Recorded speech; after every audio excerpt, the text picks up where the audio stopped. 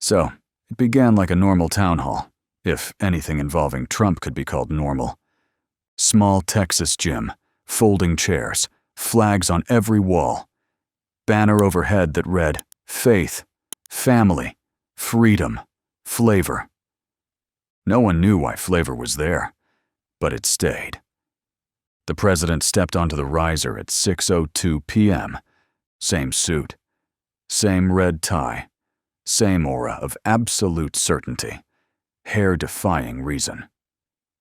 The 47th President of the United States looked out at the crowd like they were a courtroom, a stadium, and a mirror. He approached the podium, smiled like it was muscle memory, and began the ritual. "Who's ready for a little truth?" he said, "and maybe a little something extra?" The extra would be the thing no one could forget.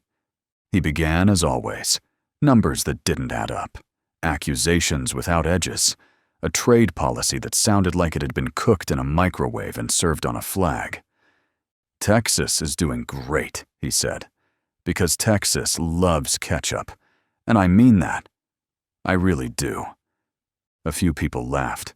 He wasn't joking. "But let me tell you," he said, "there's something darker happening out there. Something very dark.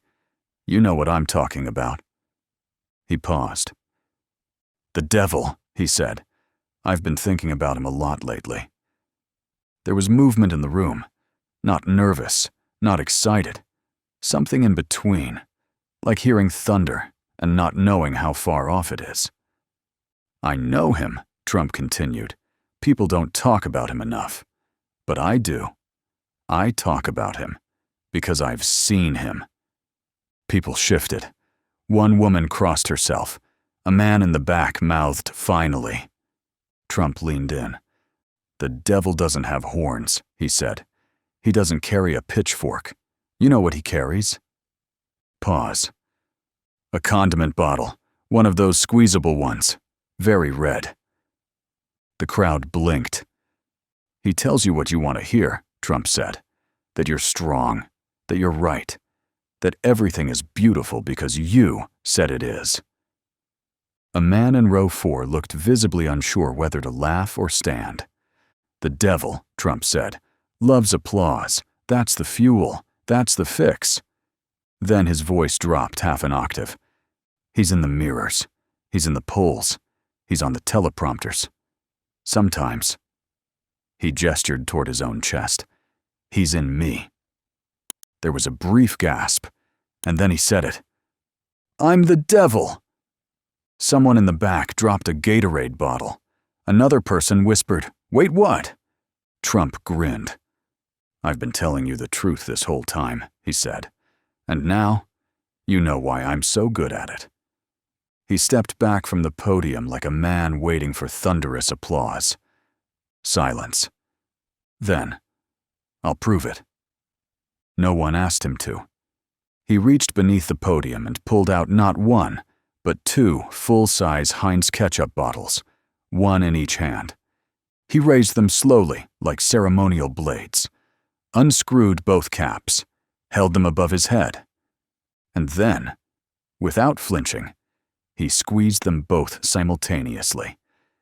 Thick red globs slithered through his hair, down his face, soaking his collar and lapels. The crowd erupted, not in cheers, in confusion. More ketchup, both hands pumping, a dual stream of Heinz cascading down his shoulders. "I am the sauce of truth," he declared, "and I am everywhere." One aide near the wings darted toward the stage, but was intercepted by a Secret Service agent, who just shook his head and muttered, "He's committed." A woman screamed. A man began clapping. A third person yelled, "Get the bottles!" He wasn't done. He reached into a box behind the podium and pulled out a tray of fries, room temperature. Stale. He held them above his head like an offering. "Take," he said. "Eat. This is my snack riffus." The pastor moderating the event fainted mid-step. "I don't need your votes anymore," Trump bellowed. "I need your devotion." He stepped down from the stage, arms raised like Moses in a food court. Red footprints trailed him, the ketchup now dripping from his elbows. A woman tried to approach, crying, "You're anointed!" Trump pressed his hand to her forehead and left a perfect red circle. "You're baptized in sauce," he told her.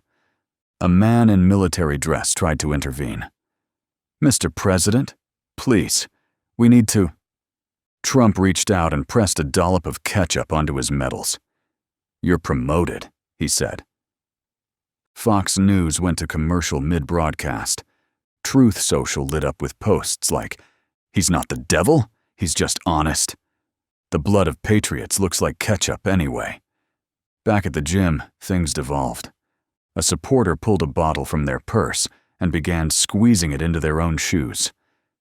"He walks in sauce, and so shall I," she declared. A child in the front row sobbed into a MAGA beanie. A woman held up her phone, live streaming. President Trump just told the truth about being the devil, and now he's rubbing ketchup on a flag. He was. He folded it neatly, held it to his chest. "Even the founding fathers liked flavor," he whispered. One of his aides, visibly trembling, leaned into a hot mic and whispered, "We are so back." By the time the motorcade arrived, Trump was wiping his hands on a choir robe he'd found backstage. The podium looked like a condiment crime scene. As they ushered him out, he turned one last time to the crowd. "You'll remember this," he said. This was the moment the truth finally got a little taste.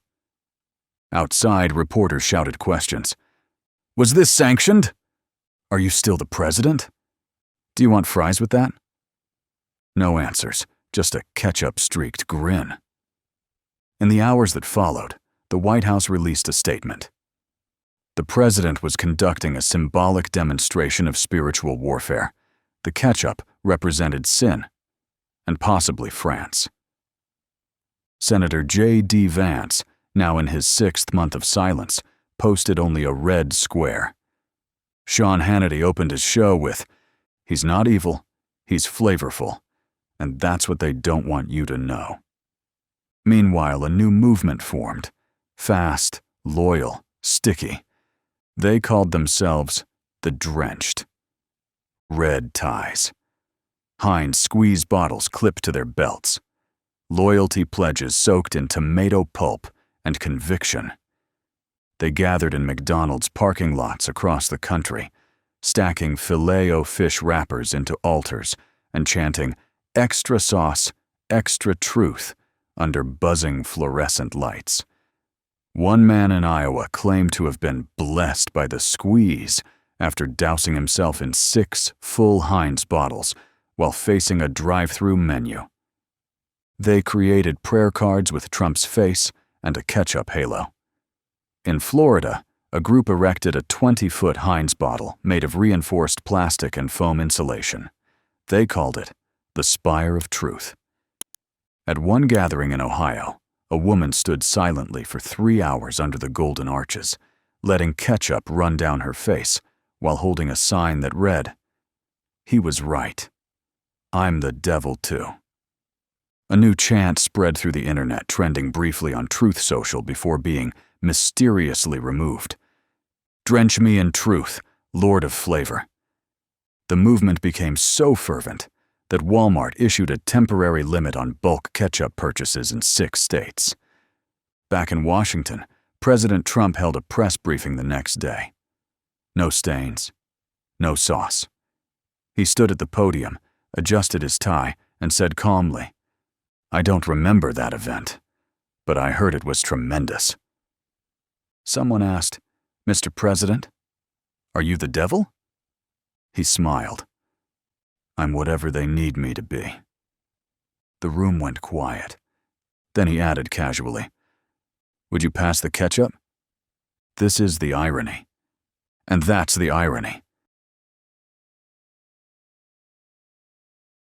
So, disclaimer. This video is a work of satire and fiction. It is intended for entertainment purposes only and should not be interpreted as fact, news, or a representation of real events. Any similarities to actual persons, living or dead, or actual events, is purely coincidental.